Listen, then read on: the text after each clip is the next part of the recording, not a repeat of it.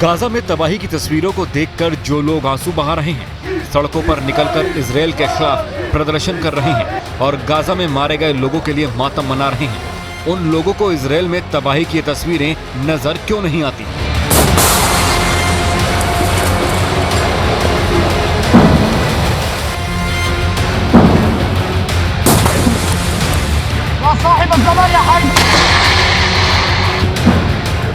जो लोग इजरायल पर हमास के अल-अक्सा स्ट्रॉम ऑपरेशन को सही ठहरा रहे हैं, उसे फिलिस्तीन के हक की लड़ाई बता रहे हैं और सैकड़ों बेगुनाह इजरायली नागरिकों की मौत को नजरअंदाज कर इजरायल को कसूरवार ठहरा रहे हैं, वो किस मानसिकता के लोग हैं जिनके लिए एक समुदाय के लोगों की जिंदगी की कोई कीमत नहीं और दूसरे समुदाय के लोगों की फिक्र इतनी कि उनके लिए कुछ भी कर गुजरने के लिए तैयार हैं।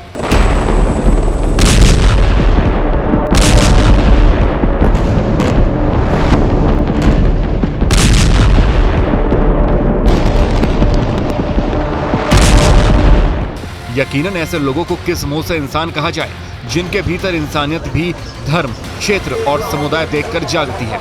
हमास के अल-अक्सा स्ट्रॉम ऑपरेशन ने 2 मुल्कों में कितनी तबाही मचाई है, कितने बेगुनाहों की जान ली है और कितने घर उजाड़े हैं, आज आपको करीब से सब कुछ दिखाएंगे।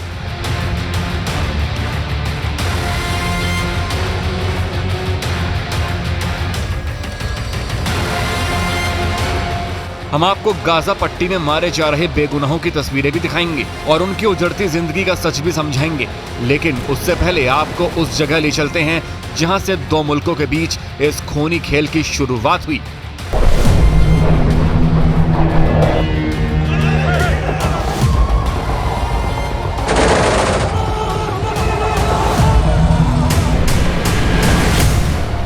ये इजरायल का वो बदनसीब बेरी गांव है जो गाजा पट्टी की सीमा से सबसे नजदीक है। इसलिए 7 अक्टूबर को जब हमास के लड़ाकों ने इजरायल में घुसपैठ की तो सबसे पहले बेरी गांव उनकी हैवानियत का शिकार बना। न्यूज़ 18 की टीम जब इस गांव में पहुंची तो यहाँ की हालत देखकर रोंगटे खड़े हो गए। तबाही तबाही तबाही, यही तस्वीर है यहाँ की बेरी की। कोई घर ऐसा बचा नहीं, गांव में कोई एक ऐसा इलाका नहीं जहां लोग रहते थे और वहां आतंकी न पहुंचे हो और लोगों को निशाना न बनाया हो। यहां इस घर की तस्वीर एक देखिए।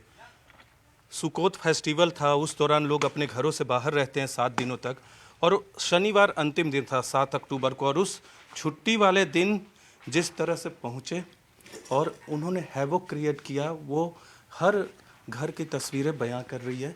यहाँ की ऊपर रूफ देखिएगा, ग्रेनेड फेंका, गोलियां चलाई, रॉकेट से तो हमला हो ही रहा था।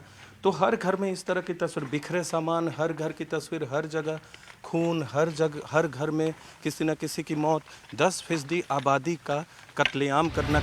उजड़ चुका गांव, तबाह हो चुके घर, गोलियों से छलनी खिड़की, दरवाजे, दीवार, खून से रंगे फर्श, आग में झुलस चुके दरख्त और चारों ओर बिखरते हथियार चीख चीख कर हैवानियत का मंजर बता रहे हैं।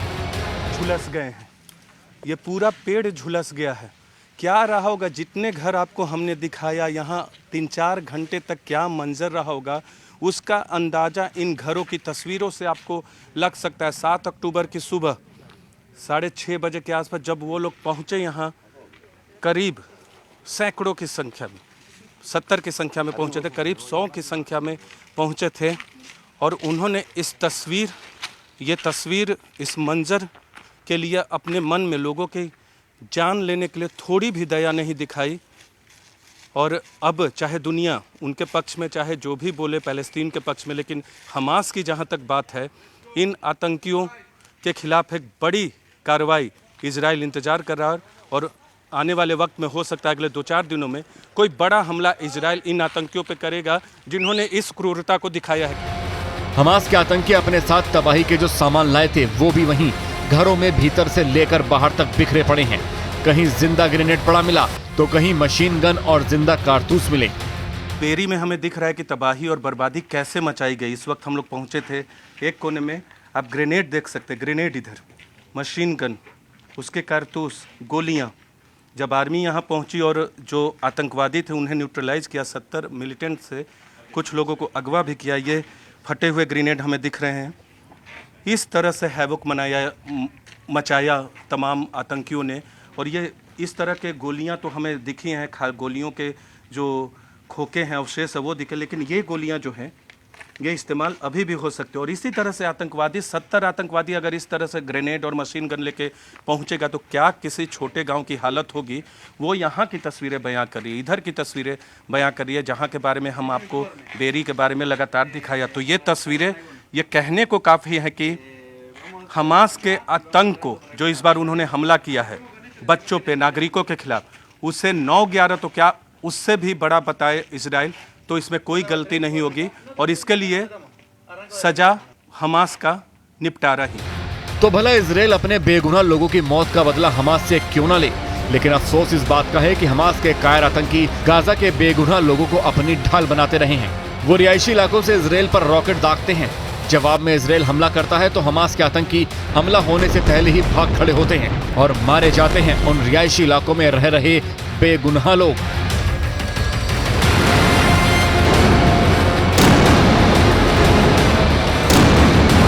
ये गाजा पट्टी का खान यूनिस इलाका है, जहां इजराइल की एयर स्ट्राइक में एक ही परिवार के 13 सदस्यों की जान चली गई। इस परिवार में मासूम बच्चों से लेकर बुजुर्ग तक सभी एक साथ मौत की नींद सो गए।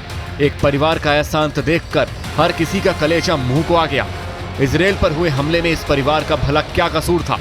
शायद कुछ नहीं, लेकिन हमास की हैवानियत की भरपाई इस परिवार को कुर्बानी देकर चुकानी पड़ी।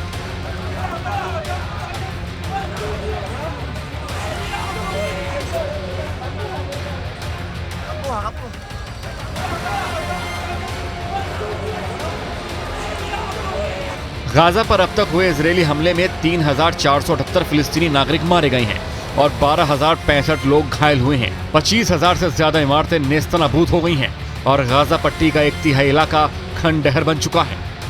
तो कौन जिम्मेदार है इजराइल में हुए 1,400 लोगों के कत्लेआम का? कौन जिम्मेदार है गाजा पट्टी में मारे गए 3,500 बेगुनाहों की मौत का? और कौन जिम्मेदार है दो मुल्कों के बीच छिड़ी खूनी जंग का? तो जवाब एक ही है, फिलिस्तीन की आजादी के नाम पर हैवानियत का खेल खेल रहा चरमपंथी संगठन हमास।